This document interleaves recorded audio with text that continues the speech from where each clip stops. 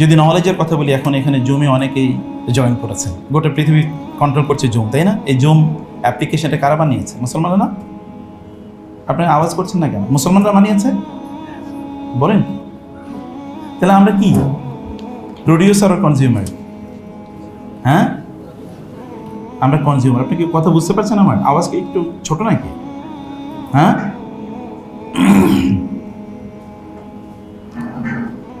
আচ্ছা, আমরা তো সবাই গত রাত জেগেছি, তাই না?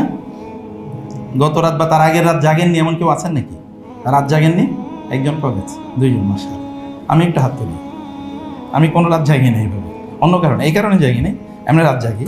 তো এই যে টেলিভিশন স্ক্রিনে যে আমরা বিভিন্ন বিনোদন নেই, অথবা ফেসবুকে যে আমরা সময় কাটাই, বা ইউটিউবে আমরা সময় কাটাই, বা টুইটারে আপনার সময় দেন, ইনস্টাগ্রামে আপনাদের পিকচারগুলো আপলোড করেন, যে ডিভাইস দিয়ে পিকচারগুলো তোলেন, যে টেকনোলজির মাধ্যমে আপলোড করেন, এবং যে ড্রাইভে আপনারা আপনাদের ডকুমেন্টগুলো রাখেন, কোনটা আপনাদের, কোনটা আমাদের, কোনটা আপনি দাবি করে বলতে পারেন this is ours, this is our product, this is our protection, this is our technology, this is our science, this is our knowledge.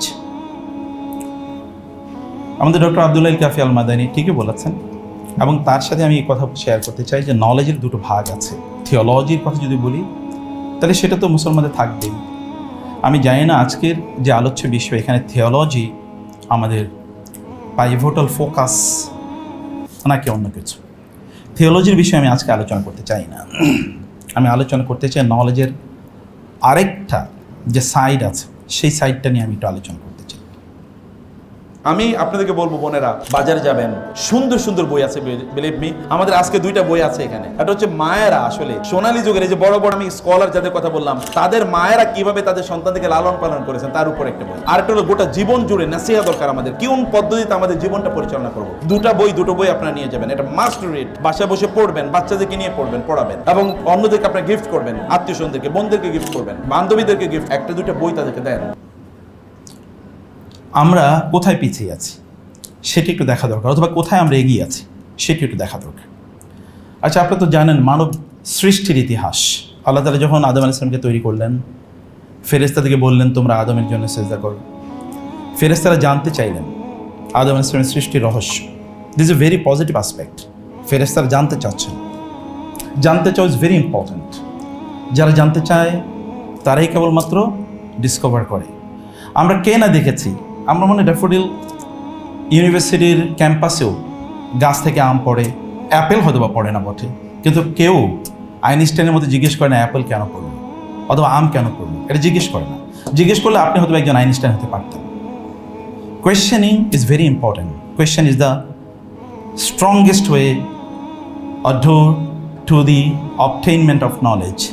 জ্ঞান অর্জনের ক্ষেত্রে প্রশ্ন করা প্রচণ্ড গুরুত্বপূর্ণ। কিন্তু আমরা কি সে প্রশ্ন করছি কিনা, জিজ্ঞাসা করছি কিনা? আমরা তো শুধুমাত্র এক ধরনের প্যাসিভ বাইস্ট্যান্ডার, অনলুকার, এনজয়ার, এরকম একটা কেবল প্যাসিভনেস আমাদের চারদিক থেকে ঘিরে রেখেছে।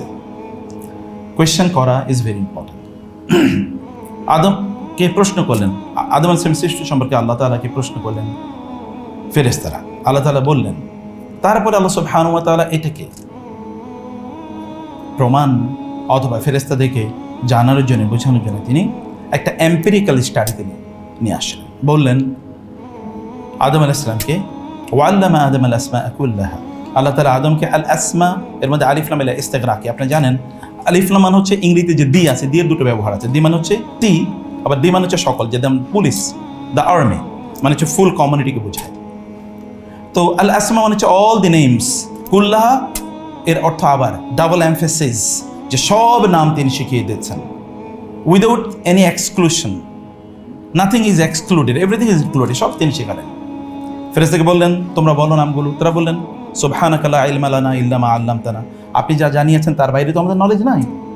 আল্লাহ তাআলা আদমকে বললেন আম্বিহুম বিআসমাহিম, inform them of the names of all this things. আপনারা জানেন নেম অ্যান্ড নমেনক্লেচার, নাম হচ্ছে সবচেয়ে গুরুত্বপূর্ণ, তাই না?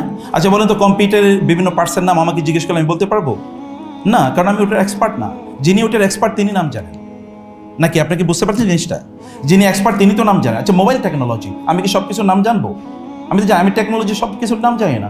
আমাকে যদি আপনি ইঞ্জিনিয়ারিংয়ের কথা বলেন, ইভেন আমি অনেক নাম বুঝবো না, এগুলো বলতে গিয়ে হয়তো আমার দাঁত ভেঙে যেতে পারে, অথবা আমি স্পেলিং হবে, কারণ আমি এটা বুঝবো না। কারণ নাম জানা ইজ ভেরি ইম্পর্টেন্ট, এটা হচ্ছে সবচেয়ে গুরুত্বপূর্ণ ডোর। এবং এই কারণে ইসলাম টার্মিনোলজি, মোস্তালাহাত, এগুলোকে অনেক মোস্তালাহাত দিয়েছে, গোটা আরবের চিত্র পরিবর্তন করে দিয়েছে মোস্তালাহাত দিয়ে। Terminology is very important. আল্লাহ বলে আমি তাকে টার্মিনোলজি শিখিয়েছি এবং তিনি সব কিছু বলে দিলেন, সব কিছু জানিয়ে দিলেন। এরপর আল্লাহ বলেন, আমি কি তোমাদেরকে বলিনি আলম আকুল্লাকুম ইন্নী আ'লামু গায়বাস সামাওয়াতি ওয়াল আরদ, আমি কি তোমাদেরকে বলিনি আমি সব জানি, গায়েব এন্ড হাদির, সব আমি জানি।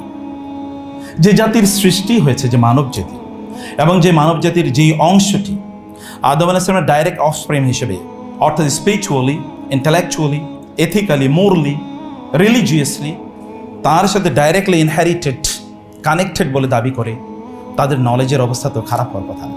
তার জন্য আমাদেরকে আজকে নলেজ ক্রাইসিস নিয়ে আলোচনা করার কথা না, বরং আমাদেরকে নলেজ রিচনেস এটা নিয়ে আলোচনা করার কথা ছিল। নবী সাল্লাল্লাহু আলাইহি ওয়াসাল্লামের উপর প্রথম যে আয়াতগুলো নাজিল হয়েছে, 5টি আয়াত, সেখানে তো নলেজের কথা বলছে, একরা একরা একরা পড়ো, পড়ো, in the name of your creator, যিনি সৃষ্টি করেছেন তার নামে তোমরা পড়ো। কিন্তু পড়া তো আছে, 3বার আছে এখানে পড়ার কথা।